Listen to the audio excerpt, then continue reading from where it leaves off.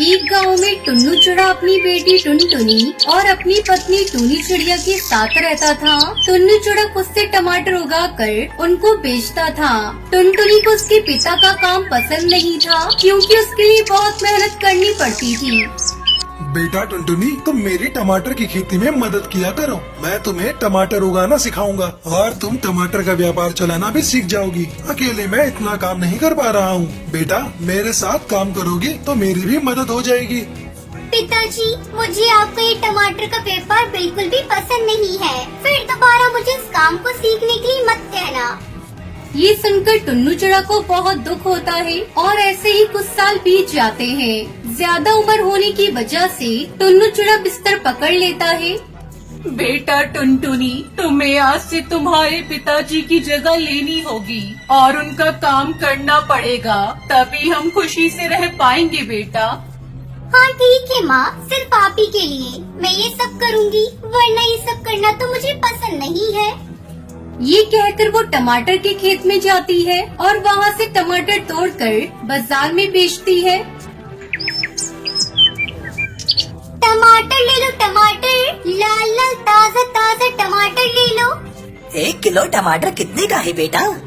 25 रुपए किलो है अंकल। अच्छा, 2 किलो लूँगा, 40 में दे दोगी? अगर आपको लेना है तो 25 में लीजिए, वरना यहाँ से जाइए, मैं किसी और को बेच दूंगी। ये सुनकर वो वहाँ से चला जाता है। सुबह से शाम हो जाती है, लेकिन टुनटुनी के गुस्से की वजह से एक भी टमाटर नहीं बिकता। वो घर आती है और अपनी माँ को सारी बात बताती है। बेटा, इस गुस्से के साथ व्यापार नहीं कर पाओगी। अगर तुम अपना व्यापार बदलोगी तो पक्षी तुमसे टमाटर खरीदेंगे। लेकिन टुनटुनी उसकी एक भी नहीं सुनती। वहीं टूनी चिड़िया पके हुए टमाटर से अचार बनाकर बेचने लगती है। बहुत से पक्षी उससे अचार खरीदते हैं। ये देखकर टुनटुनी सोचती है, अगर मैं उसी दिन पिताजी की बात मान लेती तो आज माँ को ऐसी मेहनत करने की जरूरत नहीं पड़ती। फिर टुनटुनी चिड़िया अपनी माँ के पास जाती है।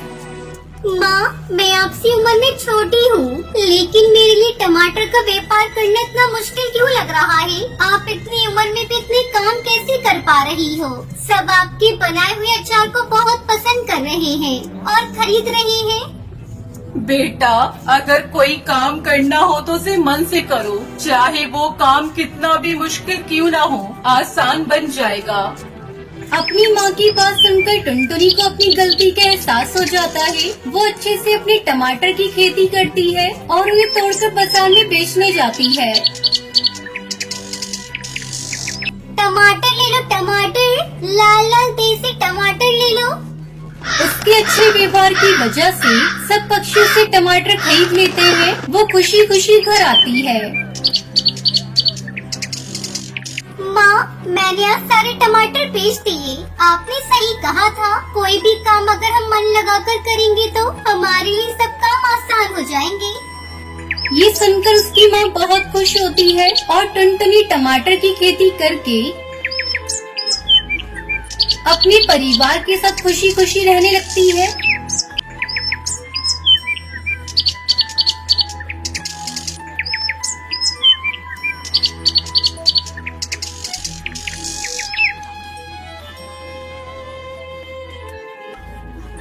एक गांव में टुनटुनी चिड़िया अपनी दादी के साथ रहती थी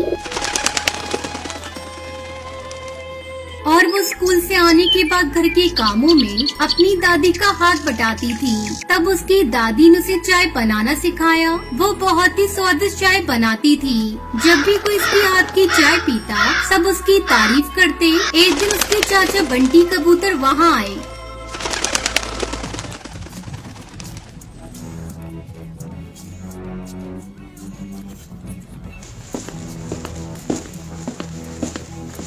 आहा टुनटुनी, तुम्हारे हाथों में जादू है। ये चाय सच में बहुत स्वादिष्ट है। धन्यवाद अंकल, मुझे खुशी है कि आपको मेरी चाय पसंद आई। मेरी चाय का स्वाद चखने वाले सभी पक्षियों ने मेरी बहुत तारीफ की है। टुनटुनी, तुम बाजार में चाय क्यों नहीं बेचती? मुझे यकीन है कि तुम इससे कुछ पैसे कमा सकती हो।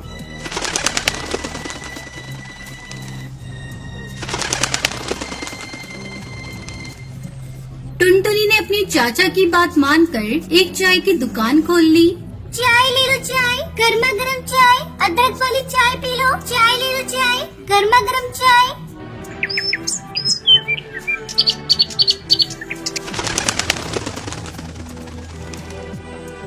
उसके चाय पीने के लिए गांव के मुखिया हरिया तोता वहां आते हैं।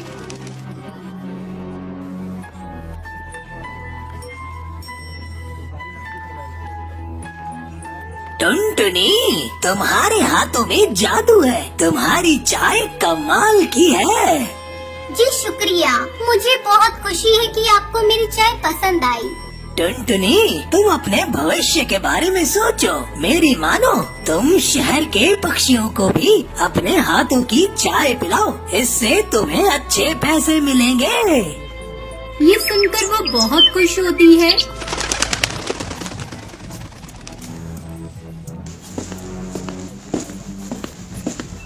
और मुखिया की बात मानकर शहर के टी स्टॉल पर काम करने लगती है। लेकिन वहाँ के चाय बनाने के तरीके को देखकर वो अपने गांव जाना चाहती थी। सर, मैं यहाँ काम नहीं कर सकती, मैं ये नौकरी छोड़ना चाहती हूँ। क्यों, तुम्हें तो यहाँ एक भी दिन नहीं हुआ और तुम काम छोड़ना चाहती हो? कम से कम मुझे कारण तो बताओ कि तुम क्यों छोड़ना चाहती हो? मुझे चाय बनाने का तरीका पसंद नहीं है। चाय बनाने के लिए आप जिस दूध का इस्तेमाल करते हैं वो मिलावटी है, और साथ साथ जो चाय पत्ती, चीनी और कप इस्तेमाल हो रहे हैं वो भी गलत हैं। अच्छा, ये बात है। तो तुम हमें चाय बनाकर पिलाओ, जरा हम तो देखें कि चाय कैसी बनती है। ये सुनकर टुनटुनी अपने देसी तरीके और बहुत प्यार से चाय बनाती है, जिसे पीकर उसका मालिक बहुत खुश हो जाता है। अरे वाह टुनटुनी, मैं तुम्हें गलत समझ रहा था। मुझे सही में स्वाद बहुत पसंद आया, वाकई बहुत बढ़िया है। अब से हम तुम्हारे नुस्खे के अनुसार चाय बनाएंगे। ये सुनकर टुनटुनी बहुत खुश होती है और शहर के पक्षियों को अपने हाथ से चाय बनाकर चाय पिलाती।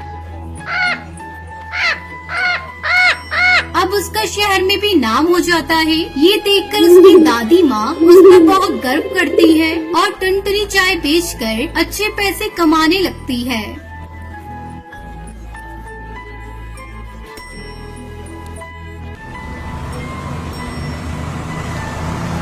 बहुत समय पहले नागपुर के जंगल में सुंदरी कौवी अपनी बहू टुनटुनी चिड़िया के साथ रहती थी। शादी के कुछ साल बाद ही टुनटुनी चिड़िया के पति की मौत हो गई थी। पति की मौत के बाद टुनटुनी चिड़िया ने कुछ गाय को पाल लिया और उसका दूध बेचकर घर का खर्च चलाने लगी। एक दिन, माँ जी, मुझे बहुत ही स्वादिष्ट दही जमाने आता है। मैं सोच रही हूँ दूध के व्यापार के साथ साथ क्यों न हम लोग दही जमा कर बेचें, हमारी आमदनी दुगनी हो जाएगी, फिर हम पूरी को अच्छी शिक्षा दे पाएंगे। अरे बहू, तुम्हारा विचार तो बहुत अच्छा है। ऐसा करती हूँ, मैं 2-4 गाय और खरीद लेती हूँ। अब दोनों सास बहू दूध के साथ साथ दही जमाकर बेचने लगी। अरे वाह टुनटुनी बहन, ये तो तुमने बहुत अच्छा किया। हमें दही लेने के लिए शहर के जंगल जाना पड़ता था। यहाँ तो कालू दही बेचता था, उसकी क्वालिटी तो बिल्कुल घटिया होती है। ऐसा करो, तुम मुझे 20 थैली दही की पैक करके दे दो।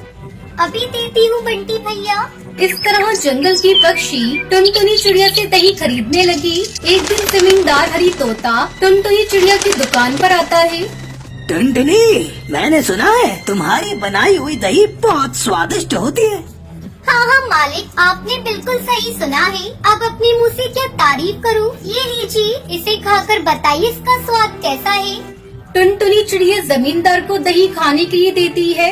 वाह वाह, इसका स्वाद बहुत लाजवाब है। बस मुझे ऐसे ही दही चाहिए। मेरे बेटे की शादी 2 दिन बाद है, मुझे दही बड़े बनवाने हैं, तो तुम मुझे 10 किलो दही दे देना।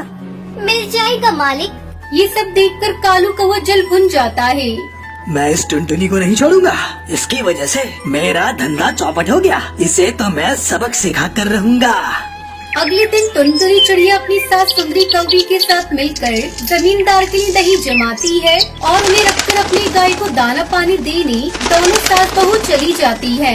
उधर कालू कौवा बहुत सारे नींबू लेकर टुनटुनी चिड़िया के घर आता है और उनका रस निकाल कर रख लेता है। घर में किसी को ना पाकर कालू कौवा बहुत खुश होता है।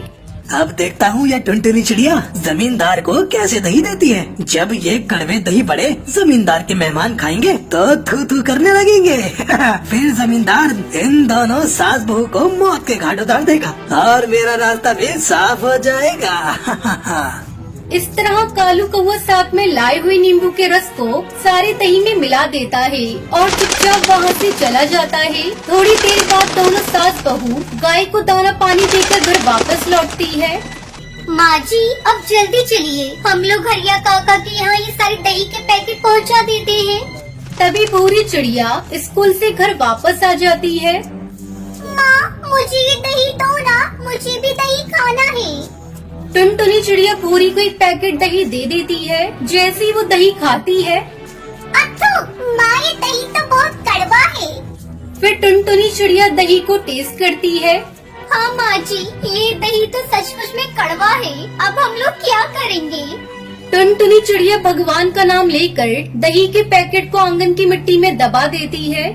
हे भगवान अब हमारी इज्जत आपके हाथों में है, किसी तरह जमींदार हैया सेठ के कहर से हम लोगों को बचा लेना।